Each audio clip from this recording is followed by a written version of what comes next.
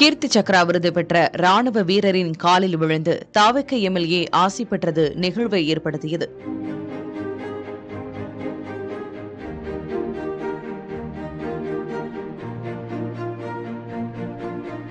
தேனி மாவட்டம் காமைய கவுண்டன்பட்டியைச் சேர்ந்த மீனாட்சி சுந்தரம் காஷ்மீரில் லான்ஸ் நாயக்காக பணியில் இருந்தபோது கடந்த 2024ஆம் ஆண்டு டிசம்பர் 19ஆம் தேதி 5 பயங்கரவாதிகளை சுட்டுக் கொன்றார். பயங்கரவாதிகள் சுட்டதில் காயமுற்ற போதும் சக வீரர்களை பாதுகாத்தார். இந்த வீர தீரச் செயலுக்காக அவர் கீர்த்தி சக்ரா விருதுக்கு தேர்வு செய்யப்பட்டார். குடியரசுத் தலைவரிடமிருந்து கடந்த 8ஆம் தேதி கீர்த்தி சக்ரா விருது பெற்றார். விடுமுறையில் காமைய கவுண்டன்பட்டி வந்த மீனாட்சி சுந்தரத்துக்கு மக்கள் உற்சாக வரவேற்பு அளித்தனர். அப்போது அவரை சந்தித்து வாழ்த்திய கம்பம் தாவக எம்எல்ஏ ஜெகநாத் மிஸ்ரா அவரது காலில் விழுந்து ஆசி பெற்றது நிகழ்வை ஏற்படுத்தியது.